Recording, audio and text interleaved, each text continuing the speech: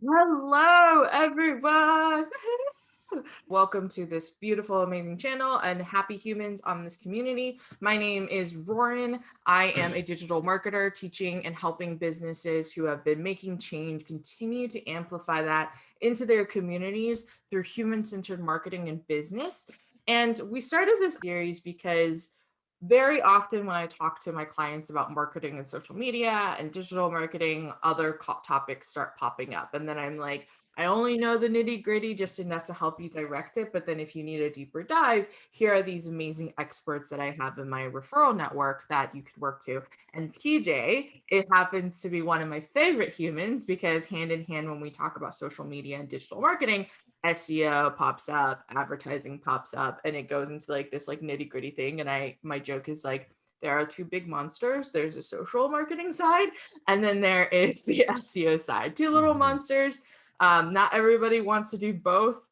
I have personally prefer just to know enough of this little monster and how it correlates to my social, and then I hand it off to PJ. So this is PJ. He is one of my favorite happy humans that I've known for a long time. He is what I would say someone that has been in the industry and watch it evolve. And he is a good happy human.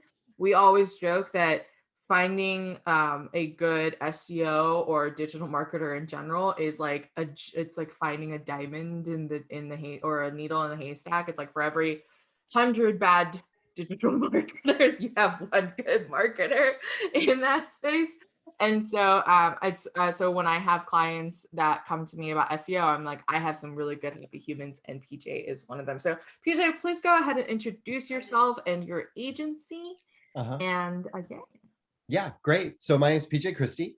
The company I run is called Search and Convert, and we're an SEO and ads and landing pages company based in Austin.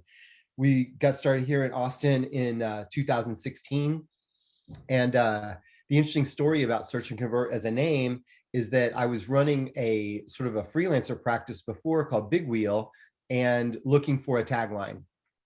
And so I started with Search and Convert as a tagline for what we did, and then instantly like sale, sale, sale, sale, and I got maybe like the next 6, 7, 8 projects that I went after when I used Search and Convert as a tagline, where people said that's exactly what I need. When someone says that, I feel like, you're really on the right track, and I'll just be honest, we were kind of struggling, and we did so well with the new tagline that I was able to take my family on a vacation, which is a freelancer is like, I mean, that's all you're looking for the sometimes. gold. Yeah, Yeah, that's yeah. like, yeah. So we drove to a Gulf side Florida town, and on the way back, it was January of 2016, and I was like, you know what, I'm just going to change the name of the company to Search and Convert, and we're not going to try to do everything. We're just going to do SEO, ads, landing pages, and analytics. What was interesting about analytics at the time, people didn't really want to pay for analytics. They just expected that the analytics would be there, right? Mhm. And I'm saying, no, I think that what we want to do is to put the analytics up front, because I really like the idea that let's say at the end of the month, I can say, here is your data. And then they're like, Mhm. great, what do we do? And then I say, here's what we're going to do. We're going to blah, blah, blah, blah, blah, blah, blah. And then the end of the month, here's your data. But that place then where every month we're not delivering a list of bullet points or like a task Mhm. list, but instead what we're really doing is showing here is how everything performs. Here's the areas that we're responsible for. Here's the areas that you're responsible for. Here's how we're all working together. And adding the analytics part to it turned out to be the missing piece.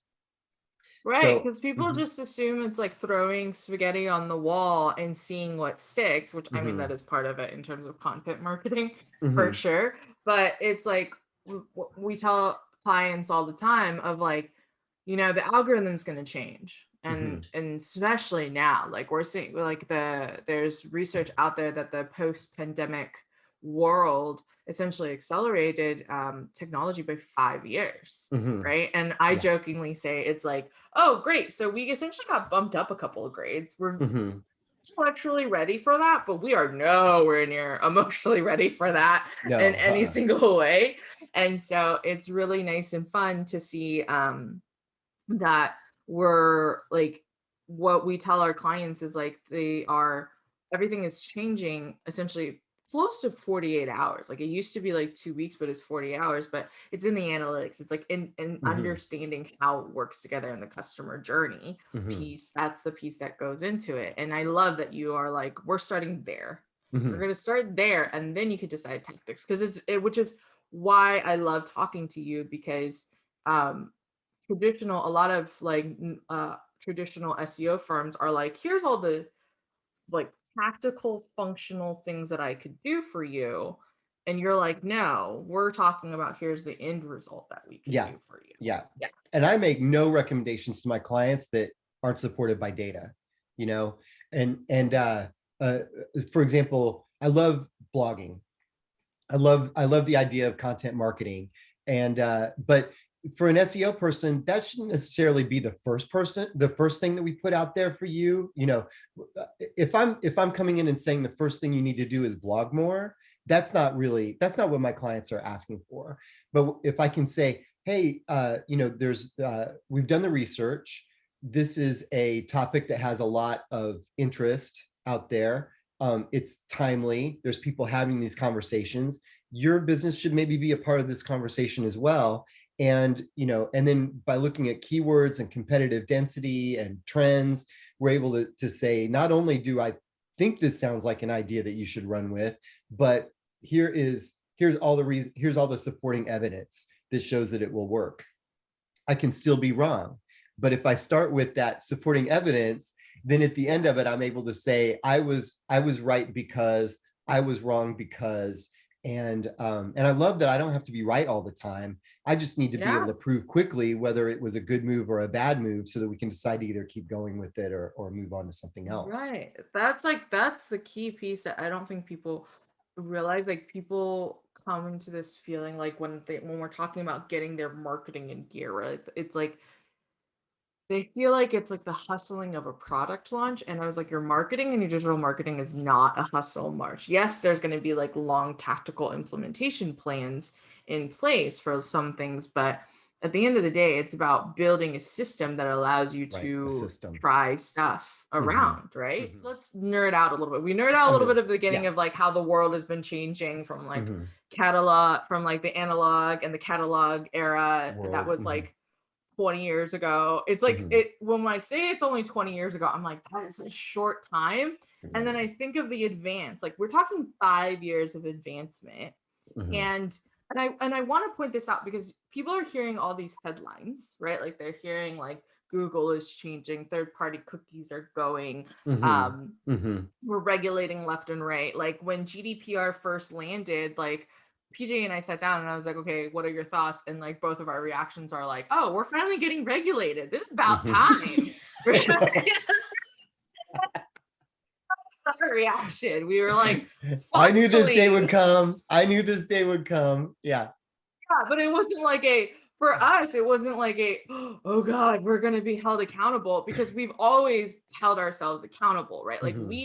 a lot of like our clients, when we talk about ethics and stuff like that, and creativity and just being authentic, both of us ran our marketing practices in our agencies with the intention, like a lot of clients came to us because they were at some point burned by a bad marketer. So in my Right. earlier joke of for every one good marketer, you have 100 bad marketers, like that's Hmm. we were that person that was telling our clients like, no, you should be allowed to, like you are absolutely fully capable to design your business in your flavor and your style, because you Hmm. are an innovator. You are by default being an innovator in your business, aka you are entering uncharted waters because you Right. saw a gap in your industry and you have a passion to fill it, and you have a passion to make our world for the better and filling that gap, Hmm. right? Like Yeah. that's the Yeah. core.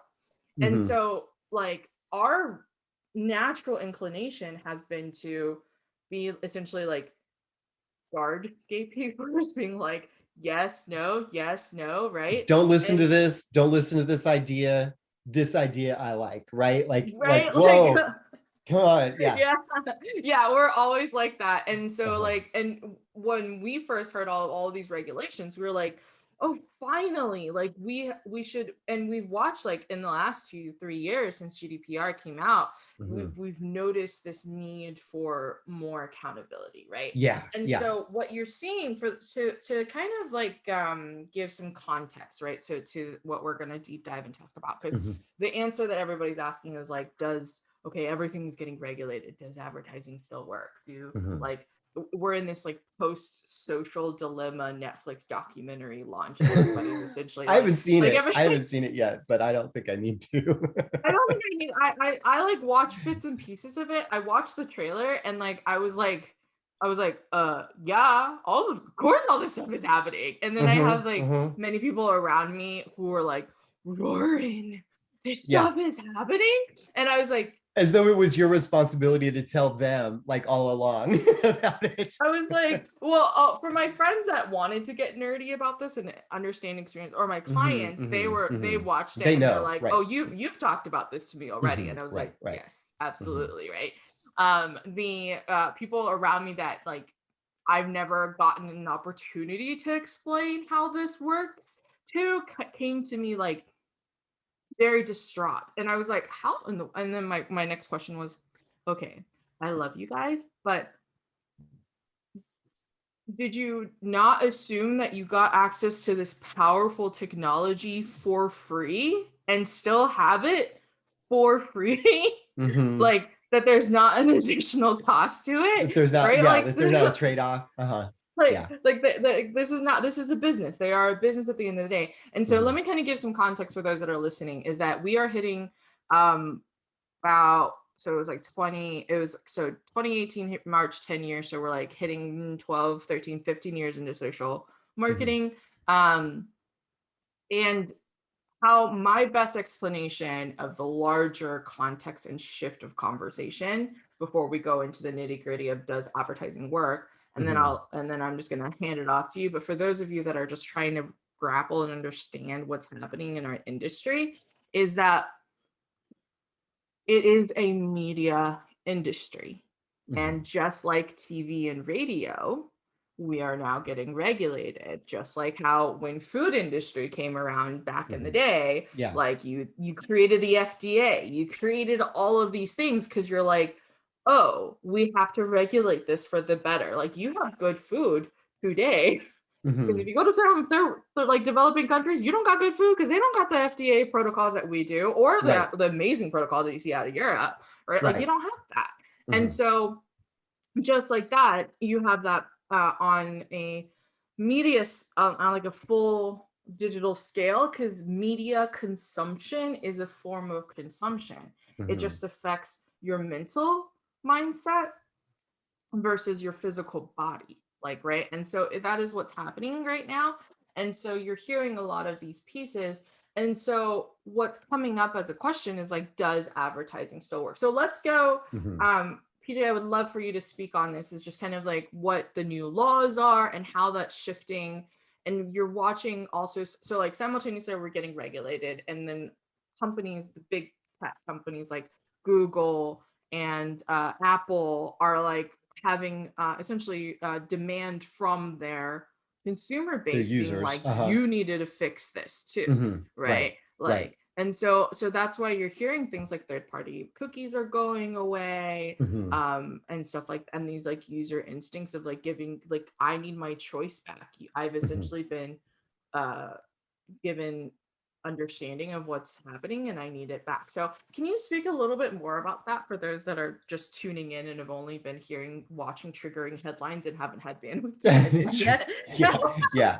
Well, and the interesting to me, the part of the whole thing that is the most interesting is that this was really an American invention, as the car feels like. I mean, America wasn't the first country where a car was built or an airplane was built, but the development of the auto industry, the airline industry is highly Americanized, and it reflects American capitalist values. Both of them do. The tech and the internet is no different. It's an American product, and the the mechanization and the automation that you saw in the assembly lines of automotive, Henry Ford and the automotive. You have the same kinds of mental frameworks at play in the digital world. So to me, I look at it as, I mean, I'm kind of like a yin yang kind of guy, right? There's a push and a pull, and whenever the business entities are not behaving responsibly, that's when you get the regulation. And if the regulation is doing its part, then the businesses are in compliance with it, and then everybody's happy. So I find the GDPR, and now with California, the CCPA, I find that regulation part is interesting and complicated. And I always appreciate any opportunity I have to speak to a lawyer who really understands that part of it, because I didn't go to law school, and and I've only read the parts of GDPR that the lawyers tell me are the important parts for what I do in my job. But what I find more compelling than GDPR, at least like this month right now, is issues of housing, access to credit, health. These are human issues, and product owners and business owners are always thinking about, well, can I sell my homes to the richest white people? Can we encourage people with the means to purchase this expensive prescription drug? There's a whole lot of ways where dollars and audience say, okay, marketer, I want you to now go after this like really specific audience. And these business owners, especially if they're white, middle-aged like me, they're thinking my buyer looks just like me. They're not even able to get outside of themselves enough to see an issue with, let's say, equal housing opportunity. Right. I mean, it's definitely a natural instinct of birds of a feather flock together, right? And this not only applies within like the context of the US and how we view skin tone, race, otherism, categorization ism is what I like to call it. But also like if you're abroad in another country, and like there's like if you are a teacher that is not of the same skin tone teaching in another country through one of the teaching experiences, you will be as judged as someone that is not that is currently defined as a minority with a lower income in the US. Like you're gonna feel the same thing, because it's birds of a feather flock together, and it's like because you don't look like me, you are not the same as me. And that is a very traditional thinking. And I want to clarify this because we grew up in analog. So how we process information is based off of outside inward, right? But the Gen Z that would be listening to this conversation as well, they grew up in full digital. So they grew up with a username and how you act, walk, and talk. So they work from outside in, right? Or sorry, from inside out. In how they process. So there is this like mindset gap to it. So, but like people are, to your point, just acting on what they seem to know. So I wanted to clarify that before anybody gets confused. Like we're going to call very clear transparency on what we're talking about so that people can move forward into the deeper topic. But we want to keep a strong sense of gravity around what is fair, right? Yes. And so legislation comes in when things are not fair, and so Google, just as an example from my life right now, I have a company that does lighting and outdoor living, and good company. They're based out of Nashville, and or as they say, Nashville.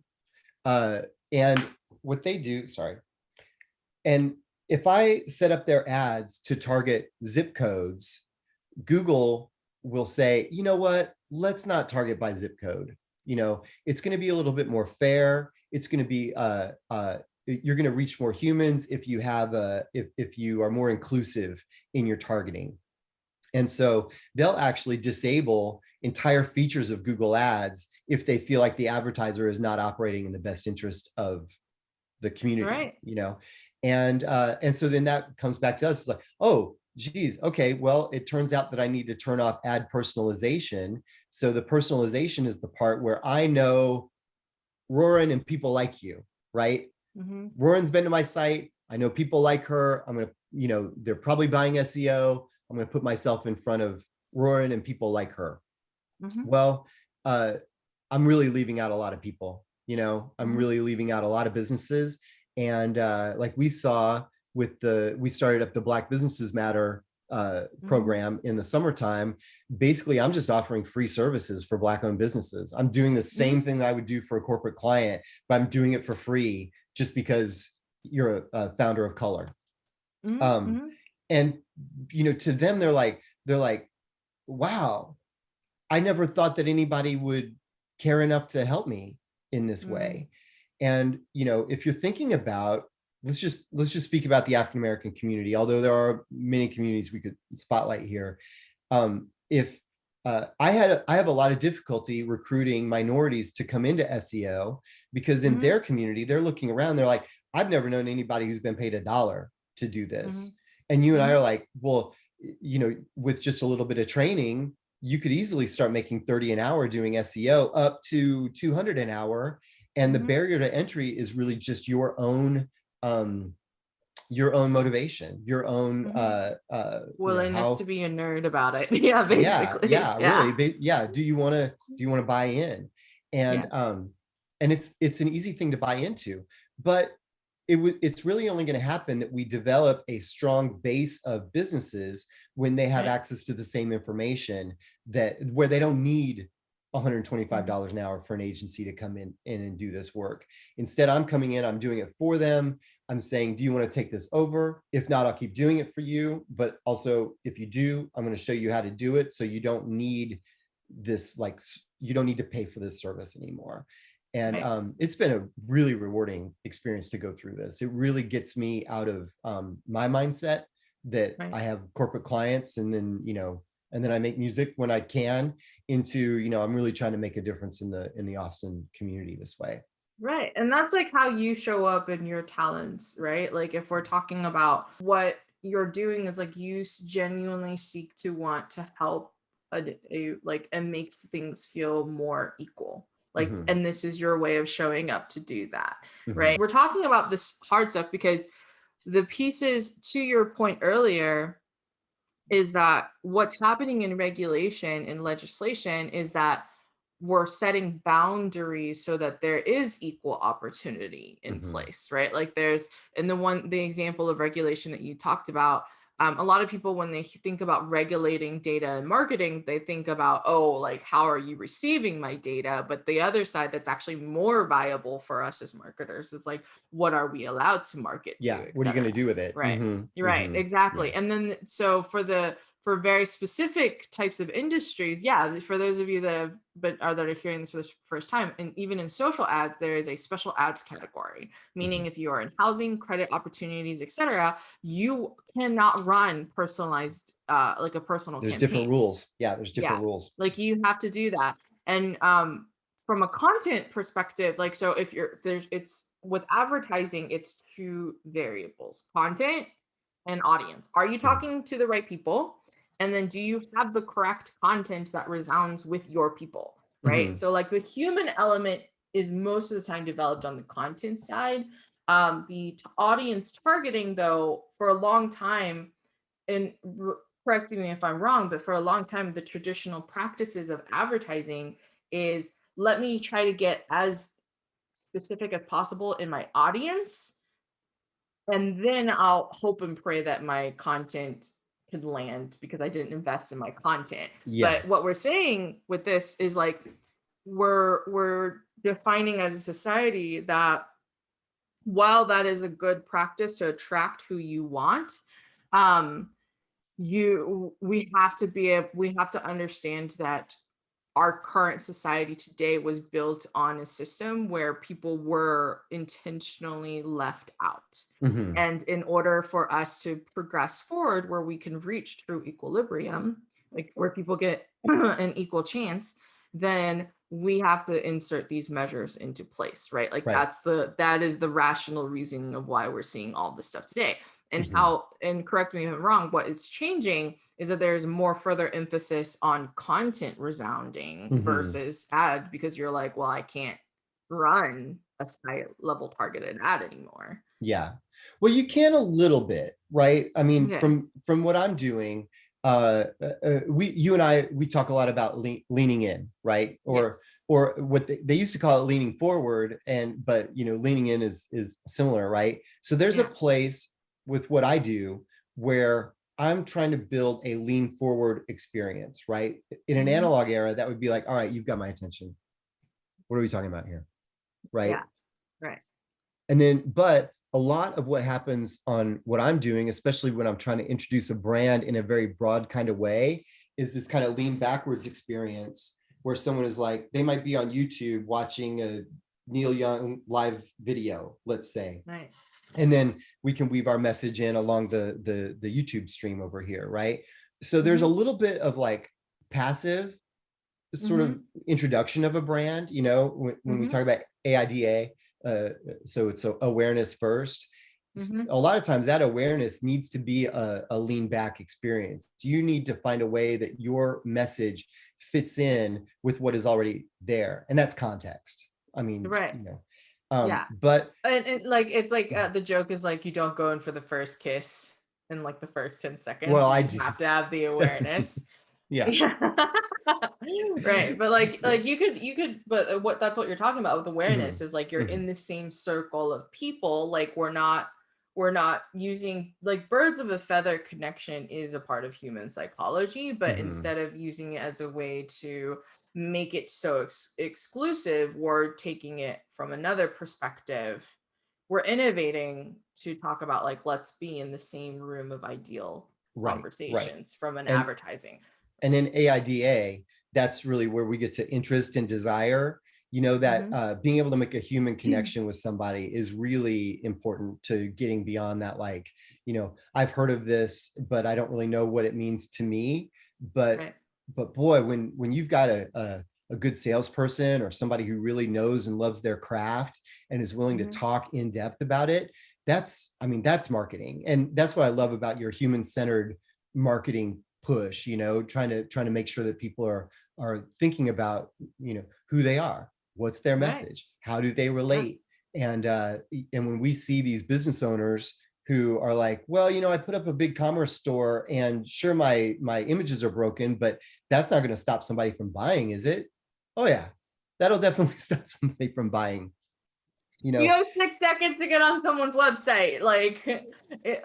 Here's, and like for people, oh, that moment, I'm like, my face was like, no, I was like, when you see it and you're like, oh God, it's going to be $10,000 for you to fix this problem that you've got. Well, their assumption is like, oh, I just have it up and it's fine. It's like, it's equivalent to like if you had a physical store and like your displays are like shut down, not working, and then literally right next to you, like a whole street down, you have equally a magnificent place. Yeah. Right. Magnificent, same competitor, same industry. And like people assume that, oh, because I'm digital, they're landing on my website, that I don't have this type of competition. And I was like, actually, you do. It's called, most people have about 10 tabs open at the same time. And so if you don't catch their attention, they're just going to close you out. Right. And like people don't understand that. They feel like it's a very linear experience. And I was like, not anymore. And they're also, they're using the web to validate through reviews. And, they're going to, before someone works with Search and Convert, they're going to talk to 3 people, they're going to look at my reviews. They're going to check my references, talk to people who worked with me before.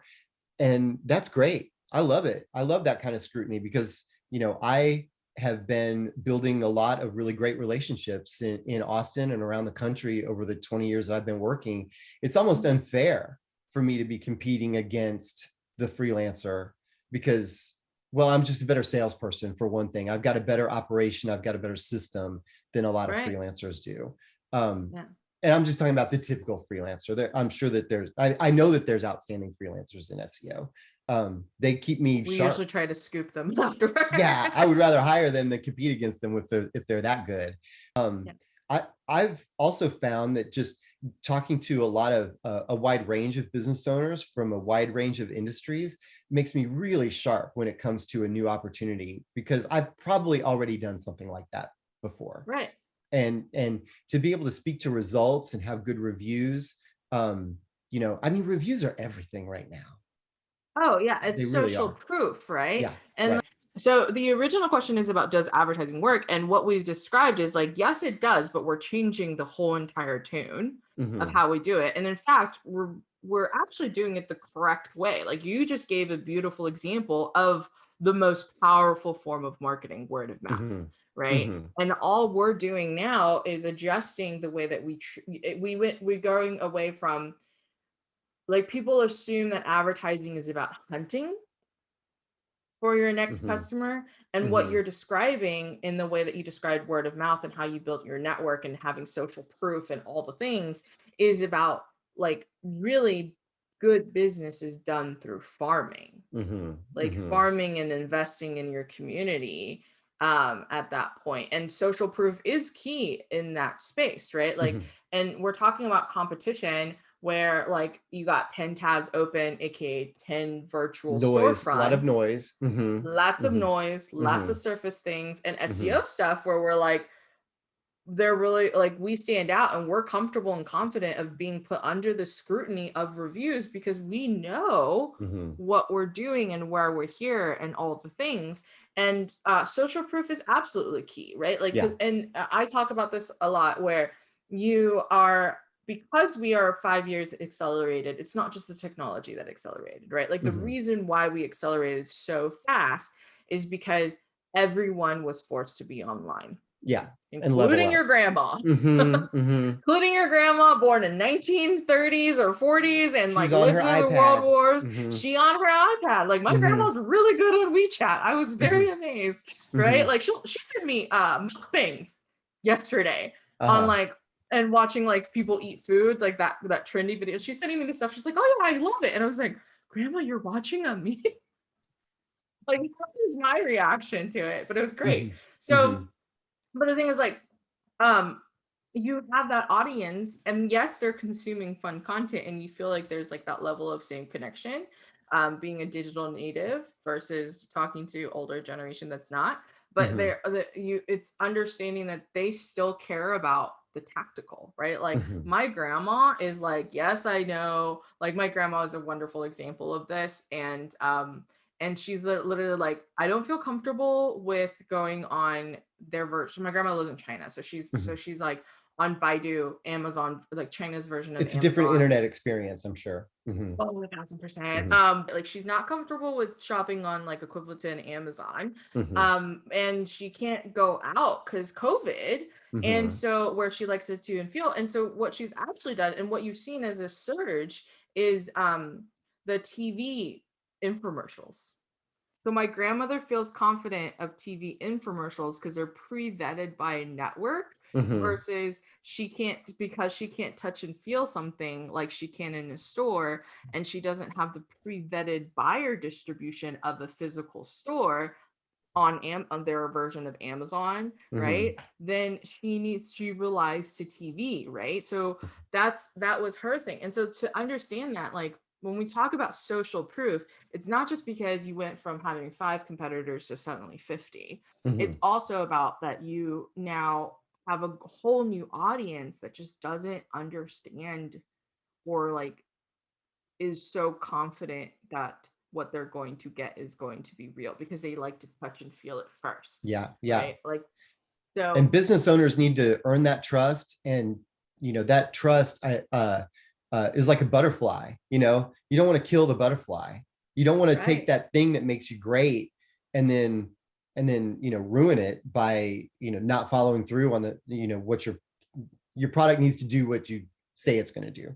The product and the experience of Mhm. delivery too, Right, the delivery. right? Because it's not necessarily if like, oh, this bottle performs that gets people mad. It's like, is it getting Yeah. shipped on time? Is it That's right. getting et cetera on time, right? Like Mhm. Topo and all. I love Mhm. Topo. Topo's the best.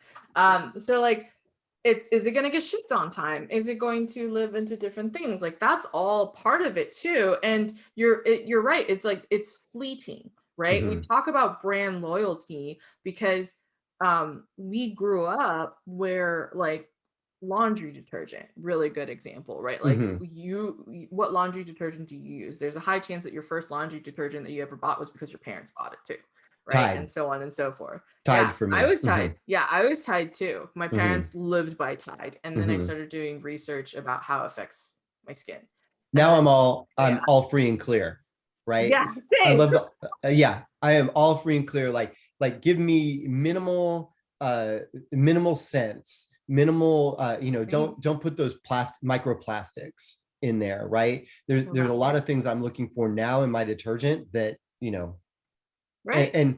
and what produces a quality experience for me. My clothes get just as clean. I don't think that they're any Yeah. more or less clean based on the Yeah. decisions that I make.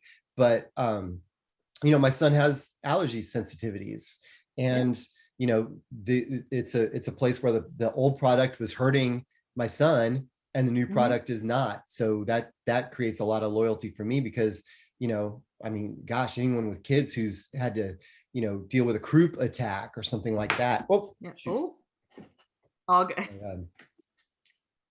Yeah, I mean that's like the piece, like it's that human piece, right? Like Right. what's in it for them. And so Mhm. brand loyalty isn't there anymore, right? So Comes back to your yeah, question, is advertising effective? yeah, Because in one sense, like, you don't go on Facebook and see All Free and Clear talking about the benefits of their business. There's a whole lot of correct. advertising that is not based around the online transaction, but really Hmm. based on only wanting to be sticky enough in your mind so that when you go to the store and you're presented Hmm. with Tide, All, Cascade, all the different brands, that you're like, this is the one that I'm investing in, Right. right? I'm making a conscious decision to pay $1 more so that my kid doesn't have breathing issues associated with this other thing. And so without advertising, how does All Free and Clear kind of own that position in our mind? And the way Yeah. that they own it is kind of through packaging, right?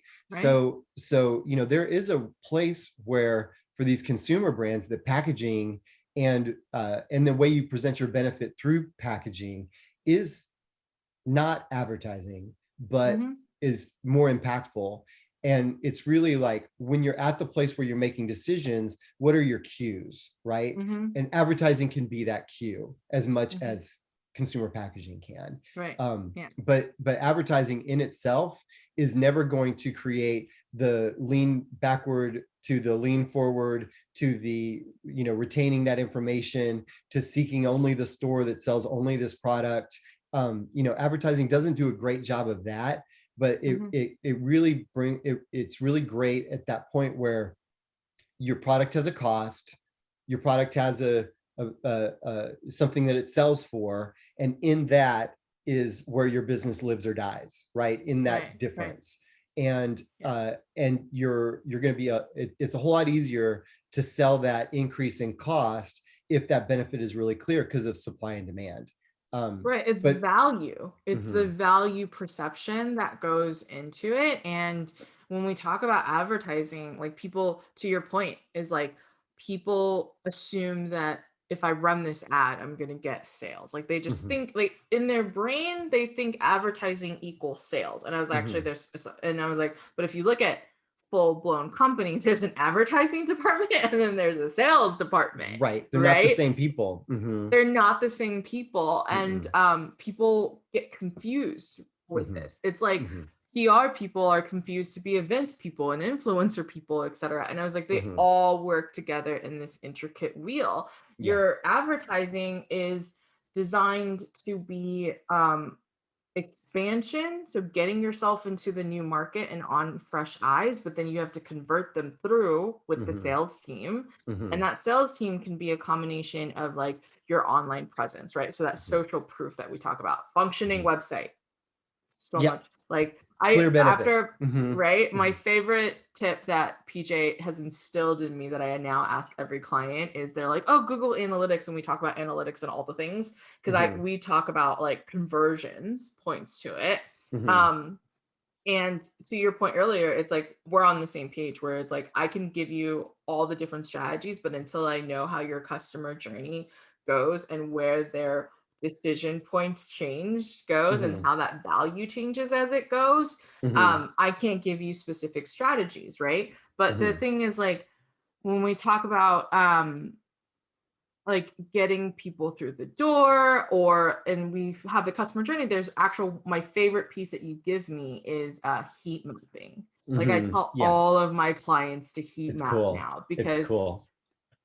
like part of the website is your sales pitch, Mhm. right? Like, your website is part of your sales pitch. It's actually like, you might have like the best salespeople to close for, but if your social and your website isn't leading and corralling them and being that connector person to your closer, you're stuck, right? Like, Mhm. that's the Yeah. piece to it. And that's Mhm. like all of the examples that we talked about earlier about like having multiple storefronts. Is your website working? Is your social communicating? Mhm. Is it communicating to the value piece, right? Like, and if we don't talk about value, right, you're in a price war, Mhm. right? Because what this laundry detergent has told you is like banking on is your value of having like a good product that doesn't cause allergens, because that's the Mhm. standard on it. And hopefully more people choose that as a better value, and then it ends up shifting our society as a whole to where we don't have microplastics going into Mhm. our Right. ocean all the Yeah. time, Yeah. right? Like, that's like the full circle piece, right? Like, Right. it's Right. convincing people through the door. Or if people tell me, I want to be number one for uh uh um I want to be number one for detergents with no unscented detergents. Okay, why do you deserve to be? I asked the question, why do you deserve to be number one for this? Hmm. Hmm. And then the business owner's like, huh, I mean, I know that I want to be number one, but why do I deserve it? Hmm. What is the thing that I really am number one about? And Hmm. and sometimes they need to change their delivery, in order to make sure that they are number one. So Right. an example, I have a client who does cremations and traditional burials in Los Angeles. uh, don't ask me how I find the don't ask me how I find them, but My face was they're like, wait, what?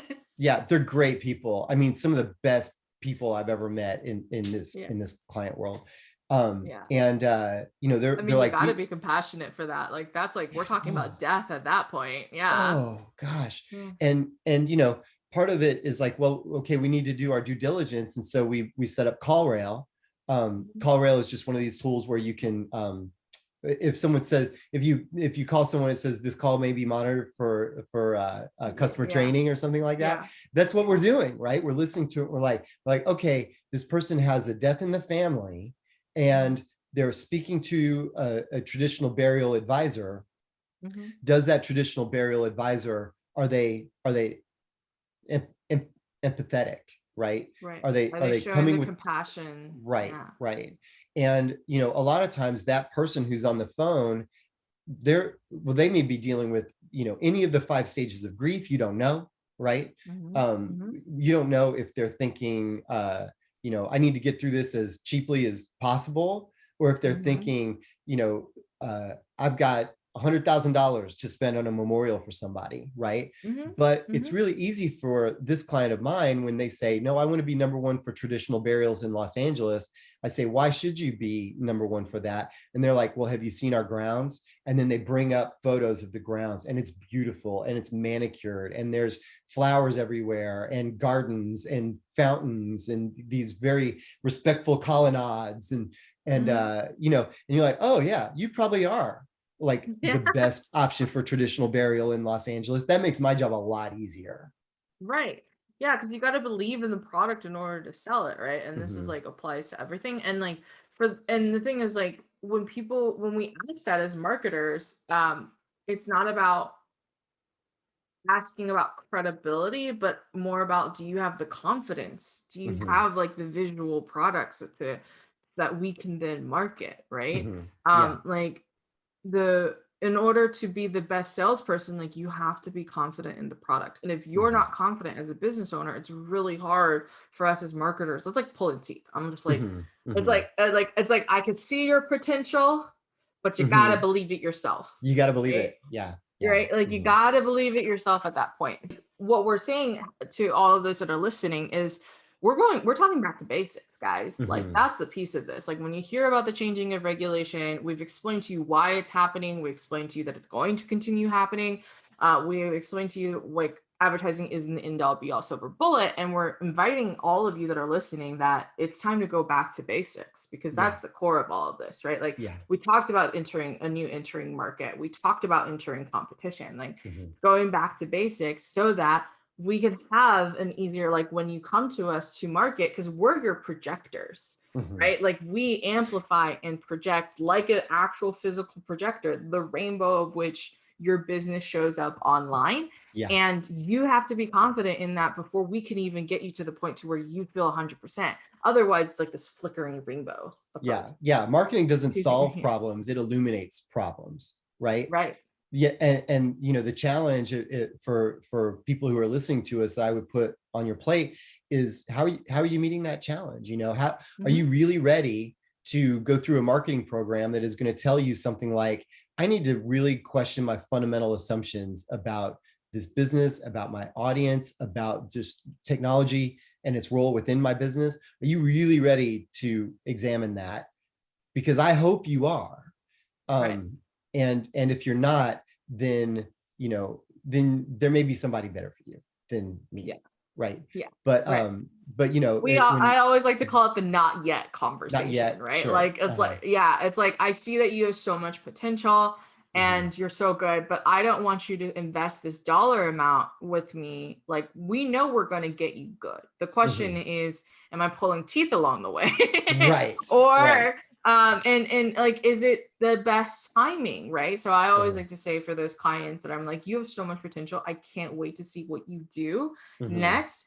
Go talk to this and this person, and then you can talk to like us, right? And it's not us undervalidating your purpose. It's more like we want you to be so ready that when you work with us, you get the most out of the experience and working with us, right? At that case. In my review, I never want to see we sat down with PJ, we sat down with Search and Convert. They told us all of these great things that we could do. None of it ever really happened. I don't know why anybody would trust them, right? Like that's the review I would never want to see of my own company. And instead, what you know, the outcome I'm looking for is we sat down with PJ. He seemed to know more about all of this stuff than anybody else that I had ever met. Nobody in my team knew any more than he did. It seemed like it was going to make us smarter. It seemed like it was going to that we were going to be able to see in the data where our opportunities were, and that's exactly what happened. That would be my dream review for us. Right. And like people that read it, like I have clients that come to me exactly a year after my initial conversation with them being like, I'm ready. And then because like, no matter where they are, we're having this conversation. Right.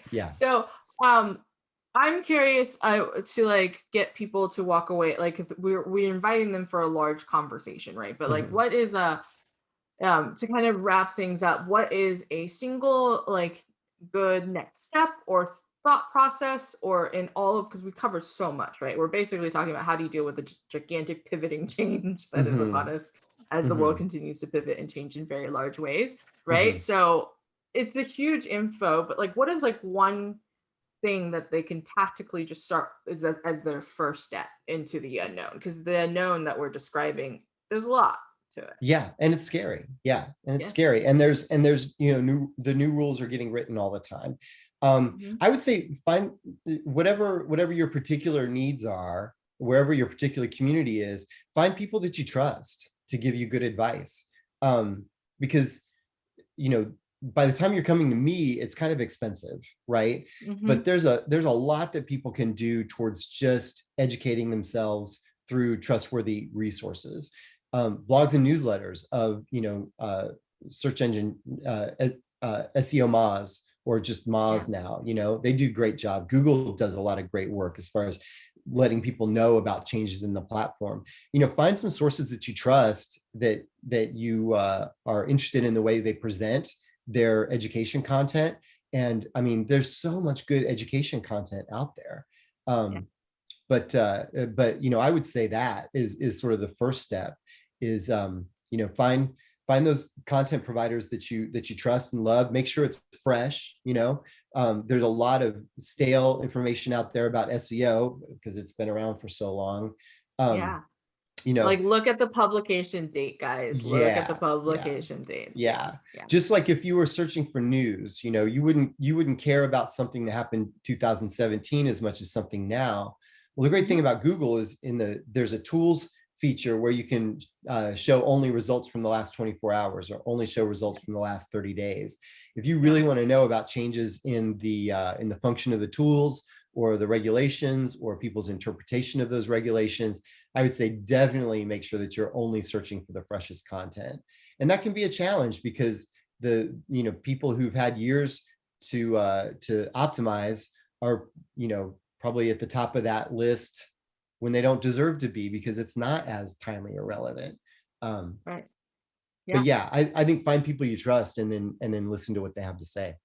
Right. Like, find the right people in your corner. Right. Like, that's what we like to say in that case. Like, I have clients that, like, I live in more of a consulting role now. So it's very easy for clients to just keep checking points with me. And then I act as the stop and go person, as we talked about earlier. The traffic cop. And so it's much easier to do that. And I think, to the point of what we talked about earlier, is to, what PJ is giving you is best practices to make sure that you have the best sources of information, right?